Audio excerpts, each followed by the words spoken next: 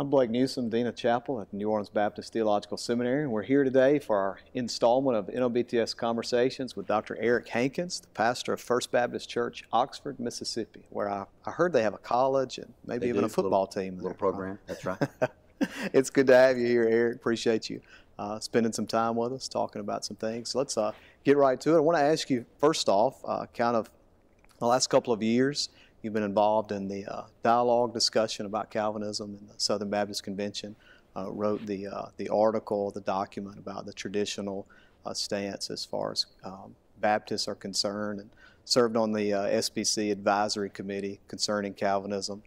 Just reading the documents and blogs and all of that, I understand that at times it's been sort of vitriolic towards you.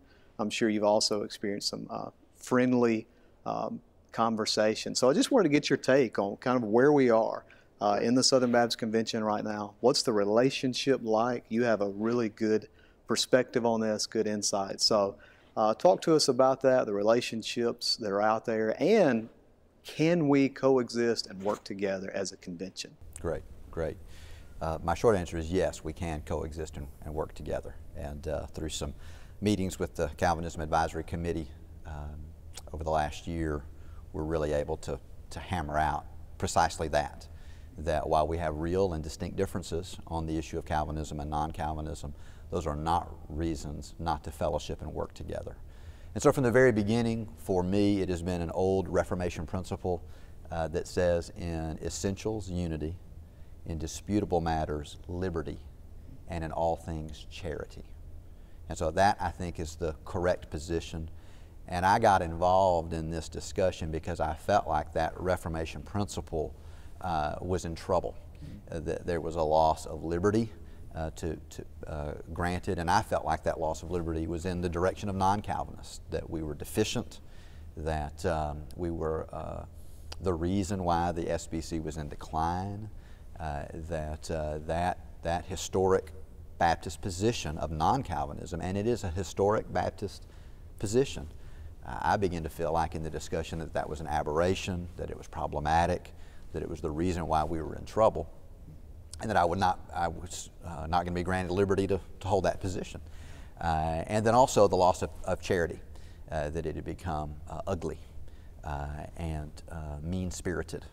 And so for those reasons, I thought it was good to craft what a non-Calvinist position in Southern Baptist life would look like, because I'm also not an Arminian. I think most Baptists are neither Calvinist nor Arminian. So I crafted that out, and really the arc that runs is from the traditional statement that I proposed all the way to the truth, trust, and testimony in a time of tension that I helped write. And so if it began with that, it sort of has in some ways concluded or been brought to I think a consensus in that document that says we have real differences, we don't believe the same things. I think one of the things we need to stop saying is, well, we all basically believe the same thing. No, we don't. We don't. But we are going to grant one another liberty because we don't think those things are essential in order to be orthodox. Yeah. As Adam Harwood, my friend, has shared, a good distinction is that Calvinism is orthodox, but it's not orthodoxy. It's not coterminous with orthodoxy. Mm-hmm. Non-Calvinism, or traditionalism, or whatever you want to call it, is orthodox. It's not orthodoxy. And so we're going to grant each other freedom in those things. Yeah, that's good. That's good. All right, so growing up in the convention, kind of convention life, denominational life, and now these last couple of years, particularly being heavily involved in convention life, we're seeing sort of the younger members of the SBC not getting as involved in the convention denominational life. So what is sort of your case? How would you plead the case for the younger guys, younger ministers, to be more involved, to get involved in denominational life, to engage, go to convention, different things like that? How would you state your case on the need for young guys to be involved in the convention? Yeah, it's a great question, and I would say essentially that there's a biblical principle that we can do more together than we can separately. That cooperation is biblical, and I think Southern Baptists have demonstrated over a century and a half or so the power of cooperation. We have done more together, a lot more together, than we've done individually. And so I think that there's some things I would challenge young guys on. One is a criticism, I think, of the generation that's coming up. I read a great blog on something called missional narcissism. This idea among millennials that if they're not living some adventure on a mountaintop in Tibet, then they've wasted their lives. And this sense that there's only, that we're sort of Lone Ranger, out in the middle of nowhere, doing it on our own, and almost that cooperating is a sign of weakness, or is a sign of a lack of faith, or slows you down. And that couldn't be further from the truth. Cooperation actually speeds you up. It allows you to stand on the shoulders of giants. And so I would say to guys to watch out for that. And I even think there's some bad theology in there, that it's kind of about me. If I'm not doing something that I can blog about that would get retweeted, then it's not good.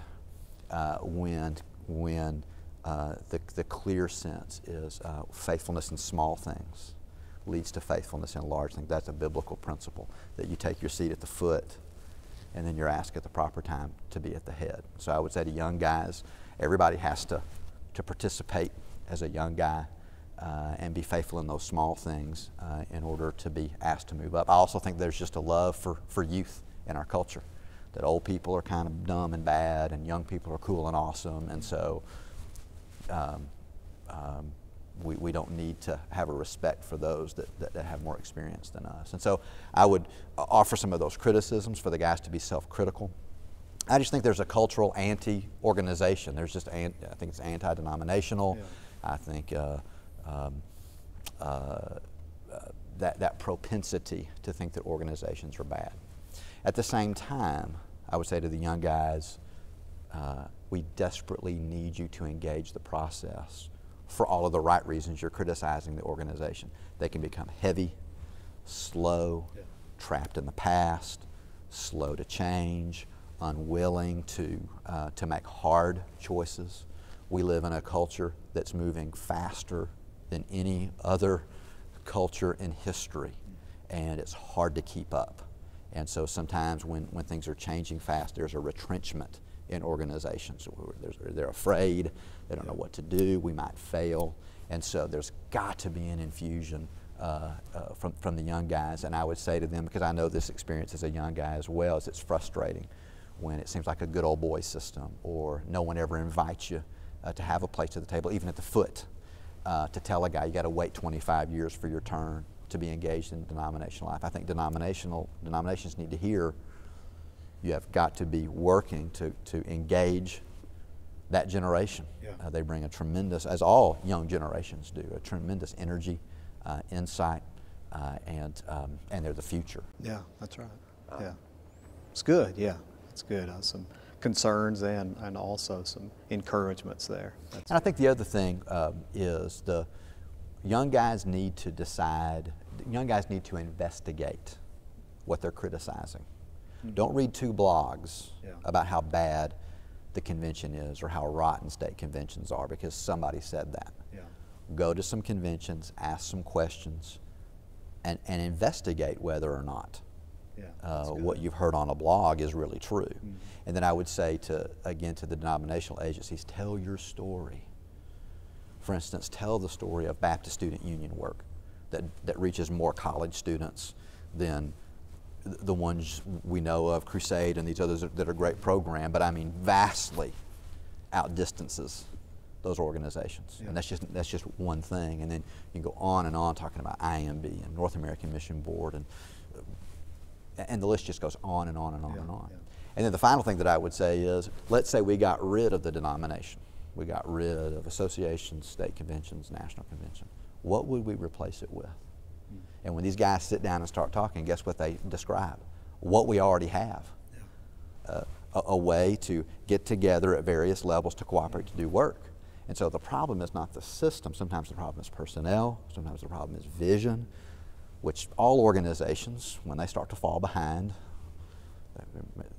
there may need to be changes in terms of who's giving leadership or making sure everybody's pulling towards the mission. But the problem is not having an organization. The solution is not destroying the organization, because you would replace it with something that's identical to what we have now. Some sort of organization. Yeah, that's good. Yeah, I really like the point about doing your research. I think because of the information saturation that we have, you can read one blog and think you know everything. So that's good to investigate, to engage, to inquire, so that you learn more about it. All right. Well, we'll wrap up with this final question for you. Having pastored a number of years and I've been to seminary, and just through the process, you have some life and ministry experience. So, what would be your advice to a young pastor, young seminary student looking to pastor? What would be that nugget of advice? Maybe something that you've experienced yourself, kind of a life lesson, if you will. Spend an hour a day with the Lord. My great regret in 25 years of ministry is not spending an adequate amount of time with the Lord every day. And I've tried to cultivate that and learn the discipline of what it takes to spend an hour a day with the Lord. But if you'll do that, now, there's a lot of other in seminary, and you learn all of those other things. But I think when you really study men and women who changed the world, a lot of different personalities, a lot of different skill sets. Some are great orators, some great organizers, some just had boundless energy, all kinds of different skill sets. But one thing is the constant. I try to keep in my mind what Martin Luther said on a day in which he was particularly busy. He said, I have so much to do today, I better spend 2 hours in prayer instead of 1. I don't think like that, okay? And we tend to not think, I'm so busy today, I'll just have to do my quiet time tomorrow. So that really, if they'll do that and just carve that out and insist on that, then out of the overflow of that, preaching, ministry, leading their families, there'll be the life flow for that. Yeah, that's good. That's a good word. Appreciate your time here. Thank you for what you've been doing lately in the denomination. We appreciate you sort of sparking the conversation. We need to have this conversation. We thank you for that. Hang in there, brother. Appreciate that. Thank you for your service also in Oxford. It's been great.